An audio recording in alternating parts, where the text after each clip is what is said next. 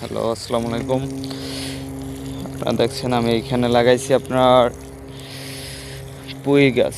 পুঁই গাছের বিচি ফলাইছি, এখন এগুলো পানি দিতেছি। এগুলো লাগাইছি প্রায় 15 দিনের মতো হয়ে গেছে, গাছগুলো ফুটছে।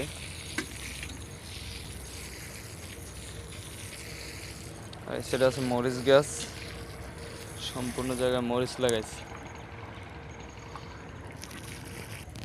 এখানে লাগাইছি যে আপনার কি বলে এটা, লাফা গাছ, টমেটো গাছ,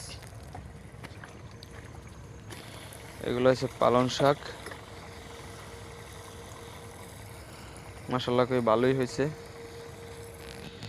এখান থেকে পানি উঠাই এই পুরা জায়গাগুলো দেই। সবাই আমার জন্য দোয়া করবেন। আসসালামু আলাইকুম।